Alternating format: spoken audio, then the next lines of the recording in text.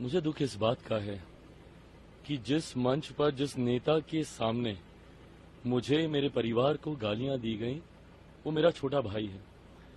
मेरे ऊपर कई बार इस बात के आरोप लगाए गए हैं कि एनडीए गठबंधन में होने के बावजूद मैं क्यों लालू जी के परिवार के प्रति मैं सॉफ्ट रहता हूं, क्यों नहीं मैं ज्यादा बोलता। ये वो मर्यादा है, राजनीतिक मंच पर मैं उनके साथ सीधा मुकाबला करूंगा, पर पारिवारिक कुछ मर्यादाएं थीं जो मेरे पिता के समय से चलती आ रही। मेरे पिताजी लालू जी समकक्ष रहे, दोस्त रहे एक दूसरे के साथ, दोनों ने लंबे समय तक काम किया।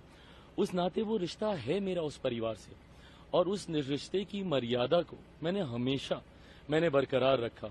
राजनीतिक मैंने उनका कड़े से कड़ा विरोध किया, पर कभी भी पारिवारिक स्तर पर मैं उनके कभी नहीं गया। ऐसे में नाराज, गुस्सा होने से ज्यादा मैं दुखी हूं, और दुखी मैं इस बात को लेकर हूं कि जब मेरे परिवार को गाली दी जा रही थी, मेरा छोटा भाई उस मंच पर था।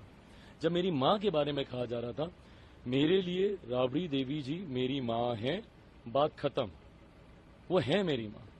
ऐसे में कोई उनके लिए, मेरी बड़ी बहन मीसा दी के लिए, रोहिणी आज चुनाव लड़ रही हैं, उनके लिए या उनके परिवार के किसी भी सदस्य के लिए कोई इस तरीके की भाषा का इस्तेमाल करता, मैं मुंह तोड़ जवाब देता।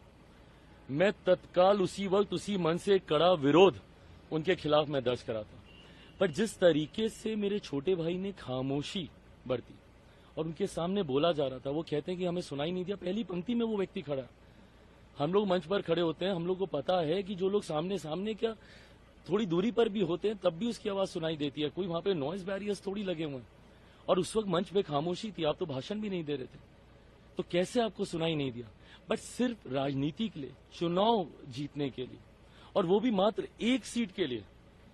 ये मेरी ही लोकसभा का ये वीडियो है, जमुई का ये वीडियो है, वहां पर एक सीट जीतने के लिए मेरे जीजा जी अरुण भारती जी को हराने के लिए जिस तरीके से उनकी महिला प्रत्याशी भी बगल में खड़ी हैं, ये अगर भविष्य में अगर सांसद बनती हैं, ये महिलाओं का संरक्षण करेंगी जो अपने सामने महिला के होते हुए अपमान को ये देख रही हैं।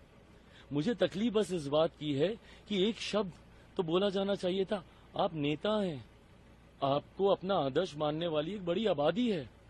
ऐसे में आपके आदर्श को मर्यादित रहना जरूरी है। जो लोग आपको अपने आदर्श मानते हैं, आपके आचरण को मर्यादित रहना जरूरी है। आपको प्रेसिडेंट सेट करना चाहिए। यहाँ से आप युवा हैं, आप वो नेता हैं जिन्होंने अपने पिता की तस्वीर तक हटा दी थी 2020 के चुनाव में।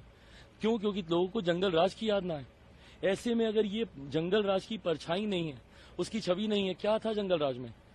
महिलाओं का 90 के दशक में घर से बाहर निकलना मुश्किल था, महिलाओं का समाज में रहना मुश्किल था, ये था जंगल राज। और आज आप ही के सामने सोचिए, तेजस्वी यादव के सामने चिराग पासवान के परिवार को गाली दी जा रही है और कुछ नहीं हुआ। ऐसे में वही असामाजिक तत्व गांव में जाकर ना जाने कितनी और मां बहन और बेटियों को गाली ही नहीं गलत व्यवहार करेंगे। जब इस पे कार्रवाई नहीं होगी, जब इसको नहीं रोका गया, तो हम कैसे उम्मीद करते हैं कि वहां पर वो लोग सभ्यता से रहेंगे।